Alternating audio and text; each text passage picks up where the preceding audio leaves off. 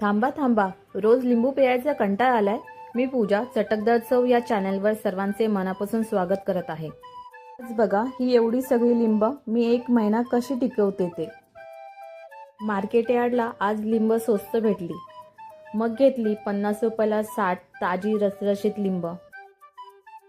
पहिले म्हणजे सर्व लिंब स्वच्छ पाण्याने धुवून रुमालाने कोरडे केले. पाणी लागले तर रस खराब होतो. लिंब कापून सर्व लिंबांचा रस काढून घेतला. लिंबाच्या रसाचा वापर आपण लिंबू रसाचे आईस क्यूब, मॅरिनेशन, आमटी डाळ, कोशिंबीर, पोहे उपमा, लिंबू आले शॉट, लिंबू सरबत, सॅलड आणि लिंबू चहा याच्यासाठी झटपट करू शकतो.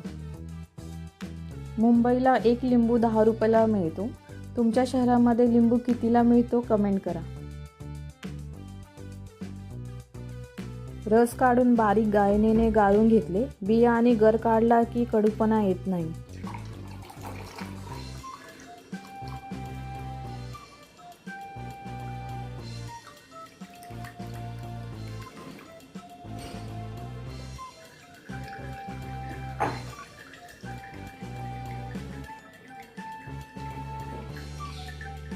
इथे आपण काचेची बाटली घेतली आहे.